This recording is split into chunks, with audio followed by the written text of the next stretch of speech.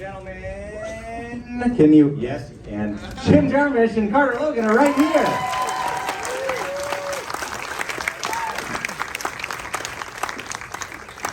Most of you are still here. And awake. Good. Thanks for coming back, gentlemen. So I do want to make sure we have a nice time for some audience questions, but let's just begin at the beginning. At this point in your body of work, how did you decide this was going to be your next movie at that time? Was that 10 years ago? Was this a long gestating script? Like, where in this process did you go, Only Lovers Left Alive, that's the one that's next?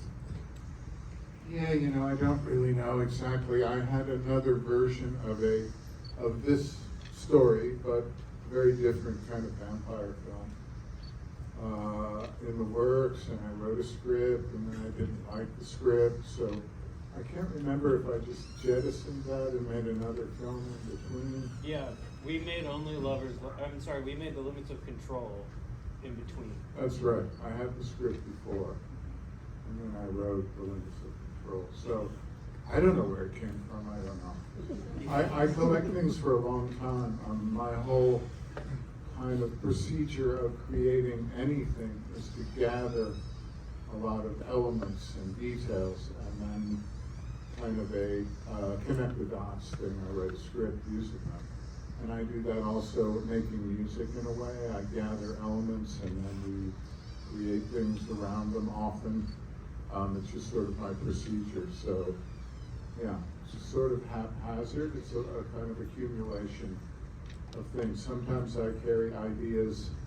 I have a script that I'm not doing as my next film, that most of the script written that I have carried the ideas of now for almost 20 years. And that was true of Patterson, actually. I had early versions or ideas about Patterson from 20 years before I made the film. So, and it's the same for me while making a film. The film is made in the editing for me. And so the shooting of the film is, am I being interrogated? I confess I did it. We need that light on up there in the projection booth. Oh, it's the logo. Okay, branding. Make us feel the logo? Anyway, now you can. What was I saying? I lost the thread. Oh yes, because when you shoot, for me, I'm gathering material from which to edit the film. So I will do different takes, try different things if I have time. If I get a take, say I do several takes and I think I got pretty much what we were going for or was scripted, sometimes I'll do a wild take that where I say, for example, okay, to the actors, okay, let's do the scene this time, but with no dialogue whatsoever, but just feeling the same thing, so stuff like that. And then the editing, the film tells you what it wants. So you have to really listen to the film. And that's my procedure. Some people do very elaborate storyboarding and all of that. I don't do that. It's too much work. Speaking of kind of the music and how you approach the film with the same elements, at what point... There are no elephants. Sorry. At what point did you sort of know how you were going to approach kind of Squirrel's position in this film? What you were going to do with your own music. I mean, music, if we look at your filmography, is so intrinsic and important to what you're doing, who you choose to work with. How did you decide what Tom Hiddleston's character's music was going to be, how you were going to kind of differentiate the music we hear in and around the film? Yeah, I had met just randomly on the street some years before a long-haired, tall Dutchman with a suit on who handed me a CD and said, here, you might dig my music, I don't want to impose on you, take this, and walked away, right? And I get that sometimes, and usually it's of no interest to me because I'm particular. And this record was a recording of lute music, which were palindromic in structure. So they start and hit a middle and go to the other side. They were very minimal and very beautiful. And his name was Joseph Van Bissem. So we made several records together. And the idea behind them was lute music as a very kind of old instrument with my electric guitar stuff that is sort of primitive, atmospheric. I'm very interested in feedback, guitar feedback. I find it very musical. So we had done some stuff together, and then in the film, and Carter was part of this too, because he liked the idea of the music being old, very old music, a lute or an old instrument with something very current or sort of electric guitar stuff. So then we decided to score the film with Joseph, with Squirrel and Joseph. So that was sort of the reason. And before we open it up to the audience, can you two describe sort of how is your collaboration on that front when you start getting into it with the film? Like, are you working on these before you even shoot? Is it part and parcel with the editing? Is that the first time you're thinking? I mean, I'm sure you're thinking about it before, but is that the first time you're really putting sound out there? How do you two work on what becomes that soundscape? Yeah. It really depends. In the case of Only Lovers Left Alive, Jim had met Joseph, as he said, had this foundation and this idea of sort of bridging ancient and modern.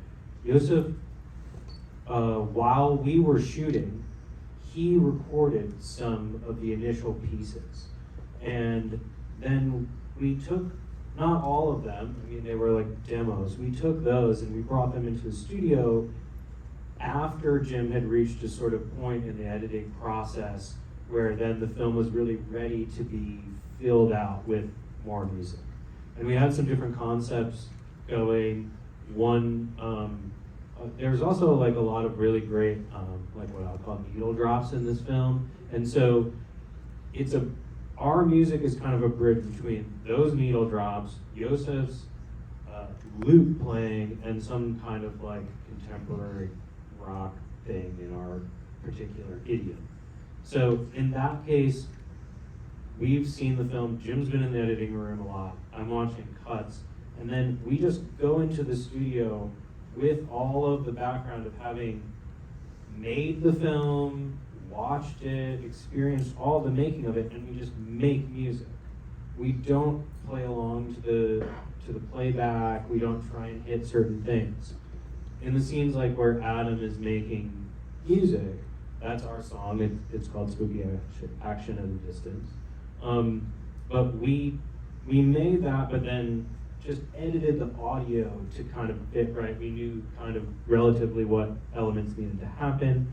While we were on set, I talked to Tom about how to play the drums in the way that we were going to eventually construct the song. But that was born out of a kind of trade-off between sound editing, visual editing, and otherwise. So that's a kind of unique situation. Every film is different. We went into Patterson, Jim thought, someone else is going to make the music for this.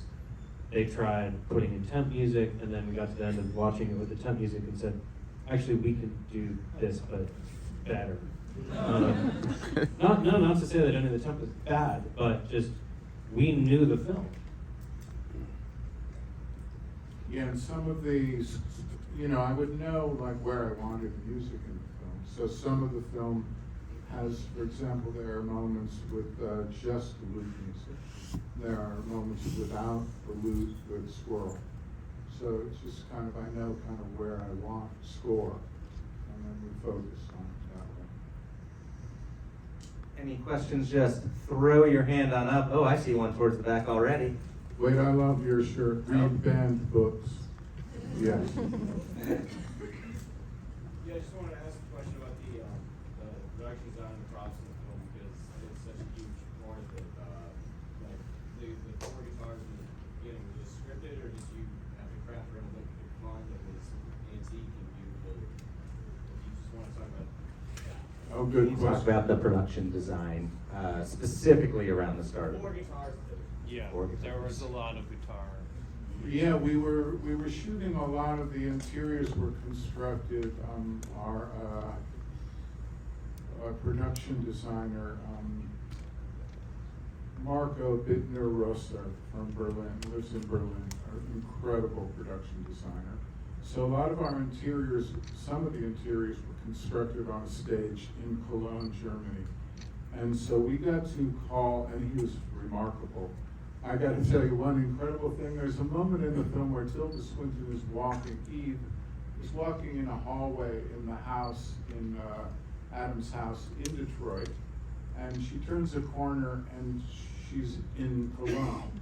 And you, with our makeup, hair, and the production design and lighting, you could never tell where that was, you know?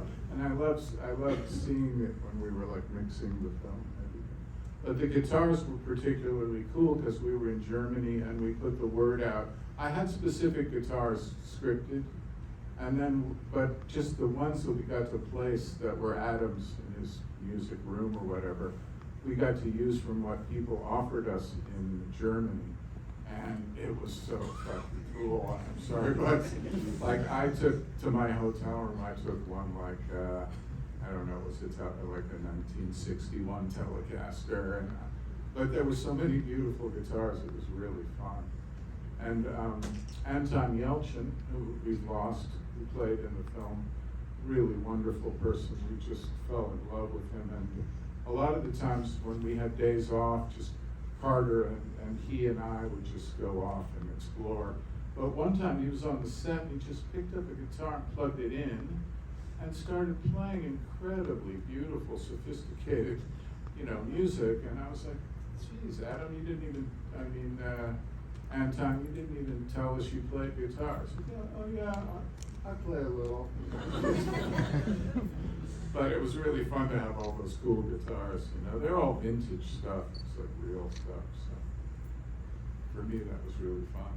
Yeah, they made a raid on several vintage guitar shops in Hamburg, where we also shot and had gotten a lot of stock from the UK and other places around the world. Like the Chet Atkins scratch was in fact signed by Poison Ivy for the Cramps, and like there were some really valuable, Queen. Yeah, our Queen. But there were some really special instruments there, and you know, he went to great lengths, Marco, to recreate inch by inch the dimensions of that house and then fill it with stuff. And Jim always does a process where he goes through and decorate the sets, everything, and he goes through and says, okay, take away 20%. Yes, I always ask them to overdo the production design so that I can, with the knowledge that I'm going to eliminate a percentage of it, so I can choose. I'm very particular usually about every object in the film. I'm a bit of a maniac about it. Although in this film, Marco brought such incredible things that I was kind of astounded. So it's almost like you choose what to take away, Marco. I mean, he was really amazing. I'd love to get to work with him again. He did Inglourious Bastards also. There's Ann right in the middle. Yeah, curious about the. Oh, he did Tar too. Since anyway, sorry. Where's Magic? Yeah, I'm curious about the books that he decides to take with her. Oh, what were they? Wow, that's complicated because you know, she has hundreds and hundreds of books. So it was mostly just Tilda and I going through a lot of books and saying, this one, take that one, take this one, take that one. It wasn't something I carefully scripted, but I worked with Tilda on, and then we amassed a stack of books for her to pack. And Tilda is like my great leader. I wish Tilda was the president of the planet. I would just do whatever she said. I'm sick of this patriarchal bullshit. I want to have female leaders. You know? The future's female. I want Tilda to be our great leader, and I'll do whatever she says. She is. She is, yes. For me. And all the way towards the back. Right. I love the title of this film. You have to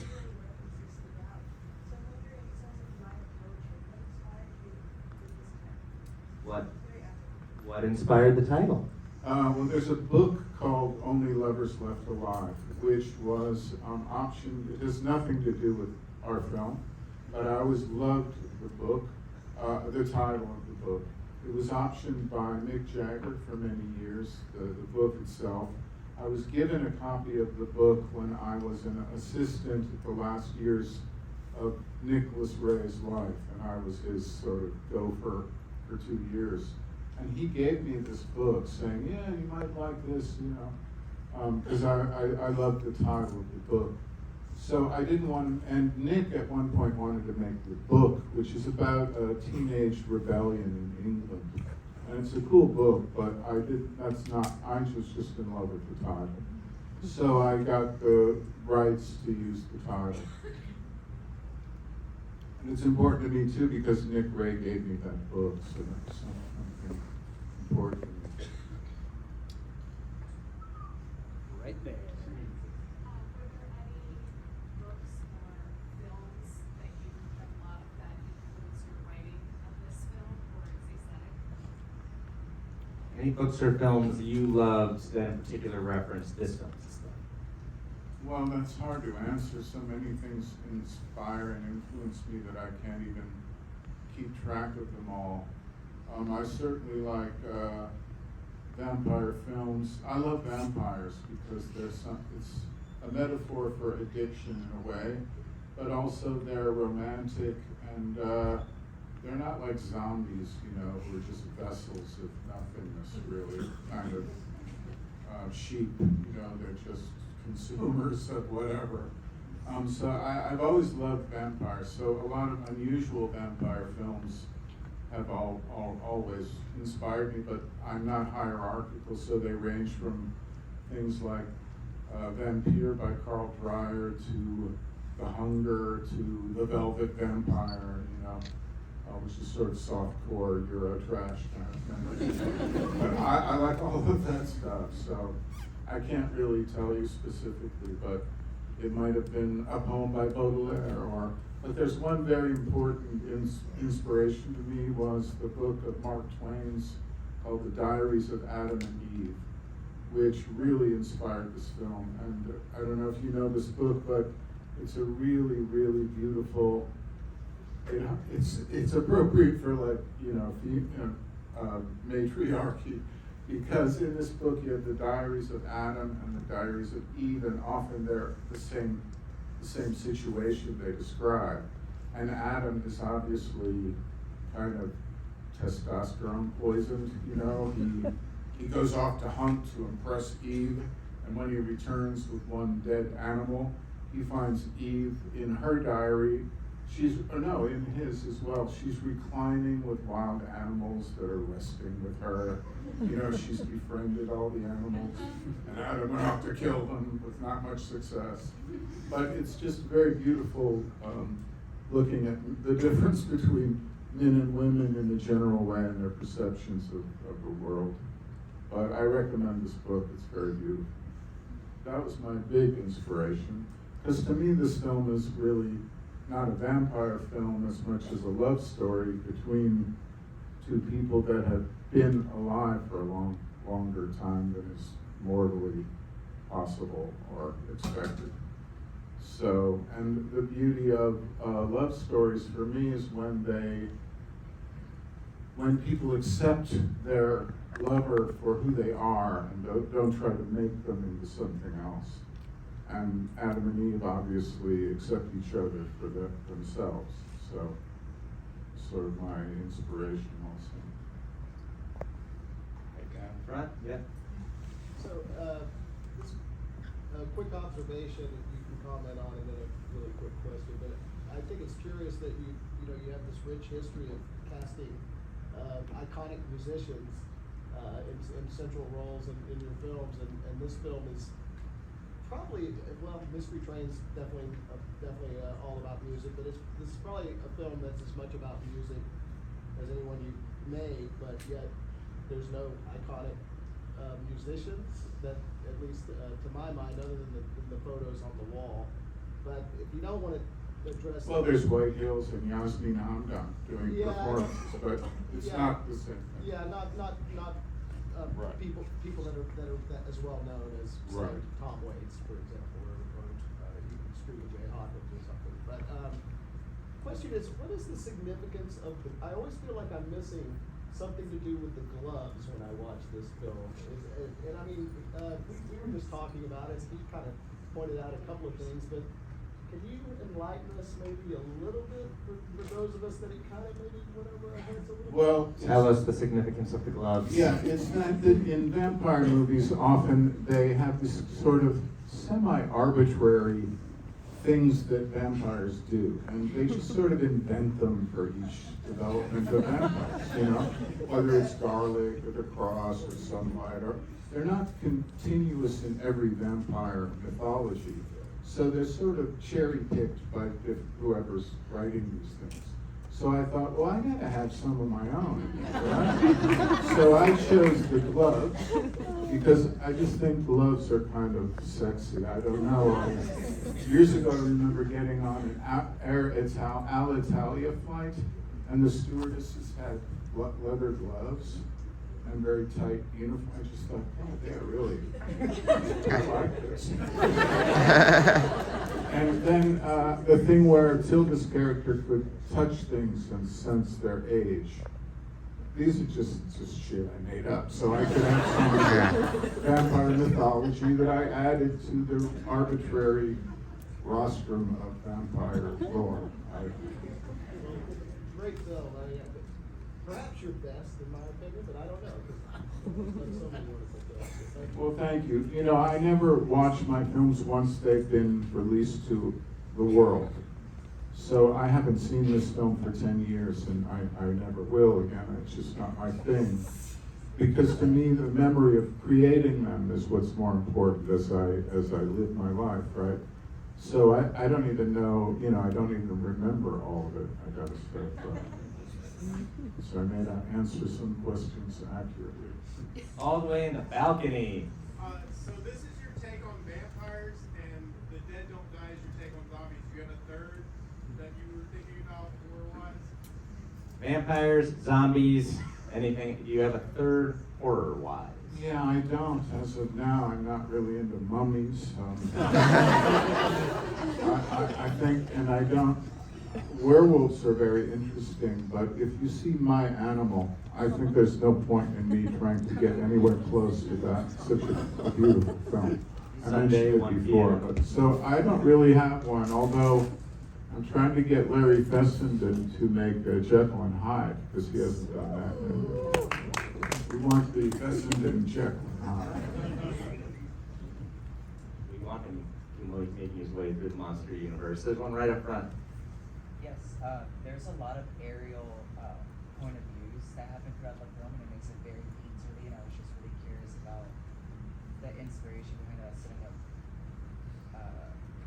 tactic or tool, because it really does add into the atmosphere of this dreamlike middle space. I'm a huge fan of that, and so I'm just curious if you either that's just another like, oh, this is like the direction I want to do, or if there's a film or just I don't know, it adds a really painterly flavor to the film. I just wanted to look at that. Tell us of the aerial POV shots and the painterly qualities. The what? Yeah, the overhead aerial. Oh, you mean just high angle stuff? There aren't really aerial shots in this, are there? There's no drone work, although. Some of the driving looks like it is, but it was from a truck. Yeah, we did an interesting thing where we had a very high angle camera on top of a truck that we followed the car, the Jaguar that Adam has. But I don't know. I love high angles. I love different perspectives that aren't readily available. So I've always loved very high angles, and then I like low wide angles. We have a joke with our sound man, Drew Cunyon, because when you go low with the camera with a wide angle lens, there's no room for the sound people to get the boom mic in there. So whenever I will tell Drew, yeah, he said, are we going low and wide on this thing? Yes, he's like, of course we are. He's got to figure out where to put the damn microphone. Making your crews work. But they are very beautiful. There's something about overheads that I just really love. So I love getting to use them. And in fact, we had to find a location in Tangier just to get that shot of opening shot of Tilda lying amongst the books, you know. So that was a particular endeavor to find the right place where we could get the camera high enough to do that. And a special crane. Yeah, it's A beautiful. special crane was, had been designed, so. Yeah, it's beautiful because it really slowed down in a lot of the urban moments, and there's not a lot of films just like really past that, and so that's another reason why it's really successful. So. I love when, sorry, I'm not a huge fan of Michael Mann, but I love what he does where he'll have a drone or a helicopter shot of a car in a city, and then it'll cut down right into the face of the driver, and sometimes it's very striking for me. You got a hand up? Okay, yeah, I was just, on that point, the opening sequence of this film was amazing. I mean, and that's part of it. It was like disconcerting. It was like uncomfortable, you know, and that was my take. I was thinking, wow, you know, it was like a pain because you held that shot for so long before like you did an edit. Also, everyone's gonna hate this question, but Jim, did you watch this film? Did you stay and watch? Oh, no. You haven't watched this film. Please, no, I can't. Okay, it is your masterpiece. It's one of the greatest films I've seen. I appreciate all you said. It's Yeah, no. therapeutic, let's say that. Thank you. I just think of my films, I give them all I can. They take me, like 2 or 3 years to make from the writing till they're complete. And so I think of them as my children, that I've given them all I can. And now I'm sending you off to military school. I don't have any more to give you. You're on your own. Goodbye. Thank you. And I still love them, but don't come asking me for more money. Hand right in the middle there. Yeah, you. So speaking of your children, when you had them with you, you talked about the memories of making the film. Do you have a high point of making this film that you would share with us? I loved shooting both in Detroit and Tangier. I felt so kind of thrilled to get to shoot in these incredible cities. I'm a kind of city whore. I fall in love with cities. They're almost like lovers you've had, and I love cities some people don't like.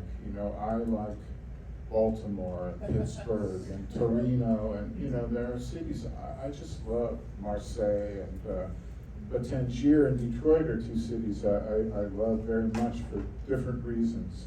So just getting to shoot in those places was really fun. It was really kind of a thrill for me. And I have so many memories in both, I wouldn't know where to begin to even tell you, For example, working in Tangier is very particular. I'm working with Moroccans, right? So to go into these narrow places where we film, we'd had to bring our equipment and our actors on these motorbikes that have a trailer behind because a car won't fit. So you'd see, oh, here comes Tilda. She's in the back of that motorbike with 3 Moroccans, But just the way, the approach of working in different ways. Or Carter should tell this story. Tell them about the trying to get the street lights turned back on in Detroit. So, one of the really interesting things about making this film was that not only were we making a vampire film, but we had to live a vampire lifestyle, which meant staying up all night shooting. We would It's nothing new for me. yeah, but me either. But it got to some of the crew for sure. After a while, it kind of wears on your psyche. But before we started shooting, our DP and the entire electrical crew got an opportunity to meet with the team from the city of Detroit who was responsible for streetlights. One of the things in the film that hopefully never notice is the fact that when you're driving down the street, invariably, the street lights have different colors. They're different color temperatures based on what type of bulbs they have in them. So, for one, they wanted to try and switch some of these so there would be some kind of consistency as you go down the street. Yeah. 20% of there were only 20% of the streetlights in Detroit were functioning. Yeah. Of the entire city. Yeah. So we happened to be working in Detroit at a time when Detroit had been through a pretty difficult time. You know, succession, you know, the impacts of the 2008 recession were still had really laid the city bare. There were a lot of neighborhoods that we were in, as you can see in the movie, that had a lot of urban decay, dilapidation, and actual poverty. In a lot of those places, there was no streetlight at all at night. So the team from the cinematography and the electrical department got to meet with the city of Detroit and said, hey, so we're trying to shoot in this neighborhood, but there's no light at night. Like, what can you do? He said, okay, make a list for us where you're gonna be and what you wanna do, and put it in priority, and we'll try and get some of the lights turned back on. He said, okay, well, like, we have a lot of areas here, we're kind of all over the place. How many people do you have working on this thing? He said, we've got 5 guys. The entire city of Detroit, the streetlight team is 5 people. So at that point, we decided to take matters into our own hands and turn a lot of them on ourselves. When I asked why, are they just corroded, they're just not maintained? They said, yeah, they're corroded, and then, you know, the rats munch on them, I don't know. Some of them was some was just the bulb went out and no one could get around to change it. Well, we have time for 2 more. 3. I'm superstitious. Who's got a short one? All right, you right there. What was the most surprising thing the film told you it wanted in the edit that you didn't expect based on what you thought you had said? Most surprising thing that happened in the edit, based on what you did not expect. A really good question with no good answer. I can't really remember. I guess it was that I had some very beautiful scenes that aren't in the film because I shot a lot of stuff before Eve comes to Detroit, and she's still in Tangier. And I had some incredibly beautiful films of Adam.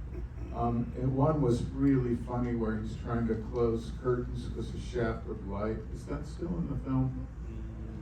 Anyway, there were some really great scenes, and then in the editing, the film said, no, it's taking way too long for them to be together physically. So I had to remove a whole section, maybe 3 or 4 scenes that I really loved. Maybe they're in the outtakes, I don't know. But yeah, the film said, no, you can't have those. So I was like, damn you, I want those, but really it's for the film, so. Towards the back center there. Yep.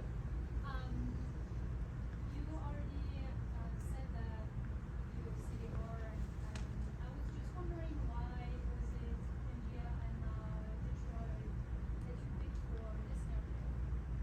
Why Tangier and why Detroit for this narrative? I don't really know. They're both cities I love for very different reasons. Detroit is very spread out.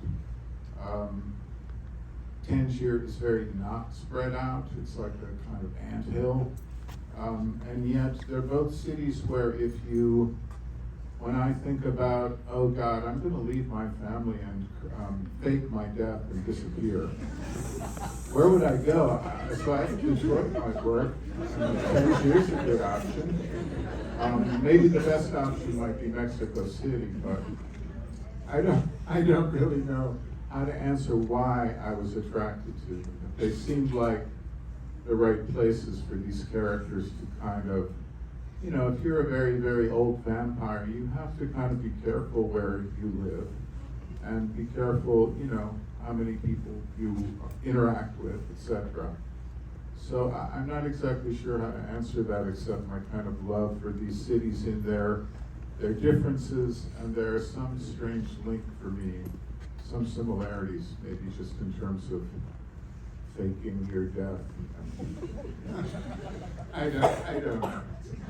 Not a very good answer. I don't really know how to answer it. It's intuitive for me. I'm not very analytical. And if you ask me, what does your film mean? I'm like, how the fuck should I know? I don't know. I just wrote it. I don't know what it means. There.